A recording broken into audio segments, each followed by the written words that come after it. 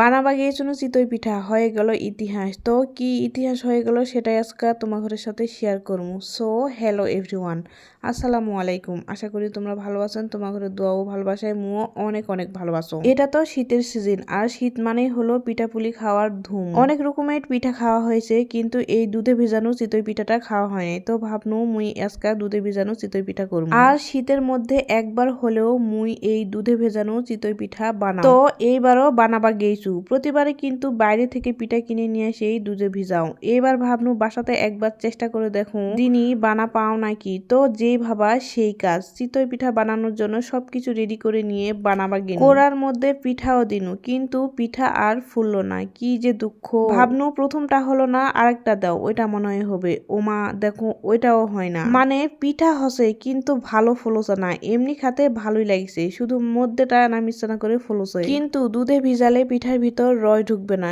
কি আর করার, বাইরে থেকে আবার পিঠা কিনে নিয়ে এসে এই যে দুধে ভিজাছো। মোটামুটি প্রায় সব পিঠাই বানানো শিখে গেছো, শুধু এই চিতই পিঠাটাই আজকে বানাবার যায় ফেল হয়ে গেল। এর আগে কখনো বানাবার জন্য চেষ্টা করো নাই, তো আজকে করনো, তারপরও ফেল হয়ে গেল। মুই কিন্তু ভাপা পিঠা খুব বানানা পারো। মোর কাছে আধা ঘন্টাও সময় লাগে না ভাপা পিঠা বানাতে। খুব পছন্দ মোর সেই পিঠাটা। আর এই বাইরে থেকে যে পিঠাটা নিয়ে এসো, পিঠাটা এতটা নরম যে হাত দিলেই মনে হয় একেবারে গোটাটা হাতের মুঠোত একটে করে নেওয়া যাবে। এই পিঠাটা রাতত ভিজাইছো, আর সকালে উঠে দেখবেন যে একটা পিঠা ফুলে ফুলে ডবল হয়ে গেছে। তো এই যে সবগুলা পিঠা এখন দুধে দিয়ে দিনু, এটা এখন সারা রাতের মনে থুয়ে দিমু। সকালে উঠে দেখবেন যে একটা করে পিঠা ফুলে ফুলে ডবল হয়েছে। পিঠা ভিজে থুয়ে মোর চোখত আর ঘুম ধরতো না। সকাল হওয়া পর্যন্ত মুই আর অপেক্ষা করা পাওনি। 3-4 ঘন্টা পরেই মুই খাবা গেইছু। তার ভিতর দুটা খাই শেষ করেছু। মোর বেটি, মোর জামাই আর মুই মিলে খাই শেষ করছি।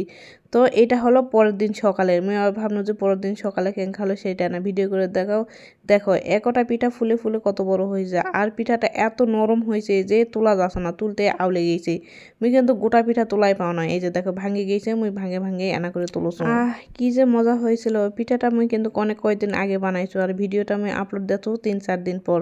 তো ভিডিও এডিট করবার বসে মুখ এই পিঠা দেখে আবার কিন্তু পিঠা খাবার মন চাচ্ছে। পিঠা কিন্তু শেষ, পিঠা খাই দেয় সব শেষ হয়েছে, তারপরে মুই দেখো ভিডিও আপলোড। এই যে তোমরা এনা দেখো খালি পিঠার সাইজটা কি, একটা পিঠা কি সাইজের হয়েছে আর কি পরিমাণে নরম হয়েছে। দেখো তোলা যাচ্ছে না, তুলতেই মনে হচ্ছে ভাঙে যাচ্ছে।